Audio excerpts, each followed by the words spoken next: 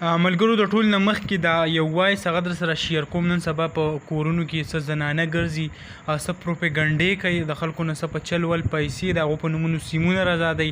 نو یو ملګري مونږ ته وایس کړی دی، د هغې په هکله تاسو خپله رای هم پیش کړئ او بیا تاسو سره خبره کوو. خو ټول نه مخکې هغه وایس تاسو لږ واورئ. السلام علیکم. شاهد خان څنګه حال دی؟ خیریت دی؟ ټیک ټاک وخت سات ښه تېرېږي.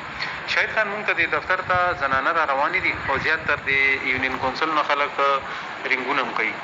د زنانو والا کور په کور څو دوه جینکې ګرځي او بي اس پي والا کارډونه هم جوړ کړي، غاړې کې چولي چې مونږ بي اس پي والا یو او باندې پیسې آزادو او ټیلینار ډیوایس یې ورسري دي، ګوته ترې لګوي چې کور کې 15 کسان نه ګوتې ولګوي، هغې ته وایي ستاسو پیسې آزادې شوې. نو 4 سیمونه ته یوسي، یو سیم ورته ورکړي.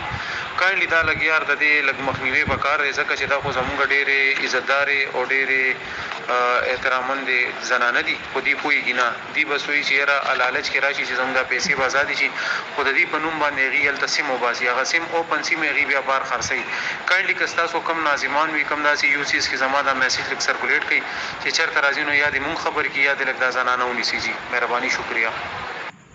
که تاسو ته پته وي زمونږ کم د کورونو زنانه چې وي ډېرې زیاتې ساده وي، دونه نالج د هغو سره نه وي چې هغه داسې ګڼکپي هغه وپېژني.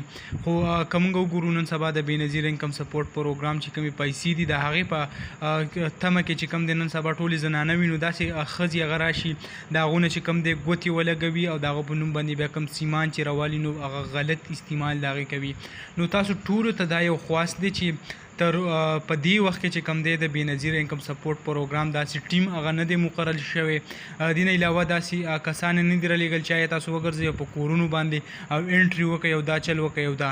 نو که چېرې هم ستاسو کور ته داسې ښځې یا داسې سړي څوک هم راځي دا راتلو جرأت کوي، نو تاسو چې کوم دی پورې چې کوم دی کوم مقامي تاڼه چې وي هغه خبروئ چې د هغې خلاف قانوني کاروایي کوي چې د داسې ګڼکپتوب او بیا سبا چې کوم مشکلات کې تاسو په ساویه کوي چې د هغې نه بچ شئ. نو دغه معلومات هغه هم تاسو سره شریک کړو. امید لرم ویډیو به هم خوښه شوي. که ویډیو هم خوښه شوي ویډیو لایک کړئ او که زموږ په چینل نه وي چینل سبسکرایب کړئ د داسې نورو ویډیوګانو دپاره.